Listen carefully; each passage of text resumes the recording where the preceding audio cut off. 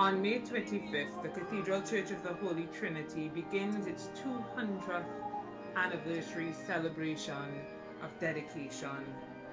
So join us on the 25th of each month for glimpses of our past as we imagine and dream our way into the future.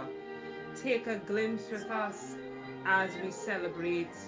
Look out on all of our social media platforms for glimpses of Holy Trinity Cathedral.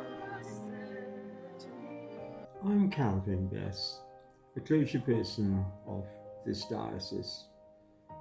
My association with the cathedral began in 1950 when my mother moved from Waterloo, California to live in Port of Spain. We became members of the cathedral in that same year. And in that same year, 1950, I joined the cathedral choir. I sang on Sunday mornings for the song Eucharist, and on Sunday evening at Evensong. The choir then was male only, and except for Evensong where it was mixed.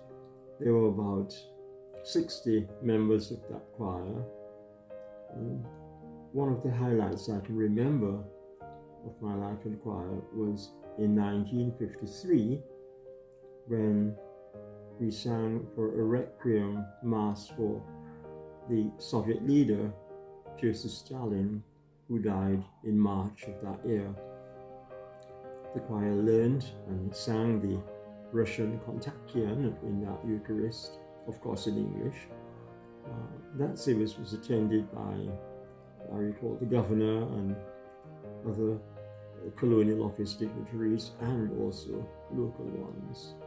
The choir taught me a very important lesson. We were paid 30 cents per month for Sunday services, and to that sum was added additional sums whenever we sang for a wedding or a funeral, for which we were paid a penny each. So our choir fee could go to something like 50 cents per month, which in those days, that was a lot of money. I also became a member of the Servers Guild.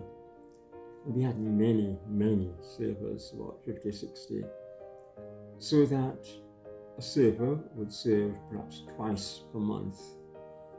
On a Sunday morning, we had the song Eucharist, where 6 servers functioned. On a Sunday evening at Evensong, another 6 servers functioned. And other services during the course of that day would also see 1 server. Servers served during the course of the week as well. But given the number, you were able to serve not every Sunday, but maximum 2 Sundays per month. And of course, that was very delightful to all of us, and people hardly ever missed their opportunities. Another feature of cathedral life was on a Wednesday evening, devotions to the Blessed Sacrament.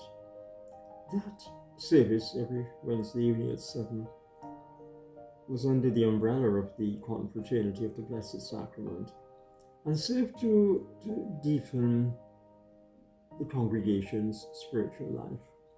And it did have quite an effect, as there were many devout Anglicans at the cathedral in those days.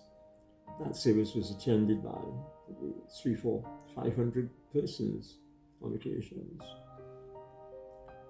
One of the interesting features of the cathedral I recall, a sad one however, somewhere in 1956 or thereabout, we had an All Year's night service, and of course in those days, All Year's night services were attended by very large congregations. It was a very special time for people, and they wanted to be in church when the year changed from the old to the new. And there was a really good congregation, and somebody assumed there would be a very healthy collection.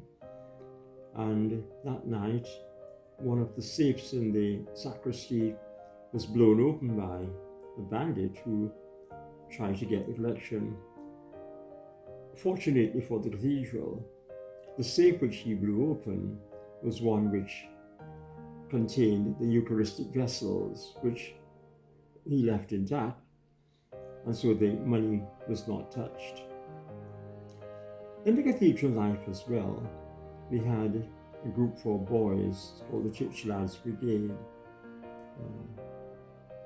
We wore garrison-type army caps, white shirts, black pants, black shoes.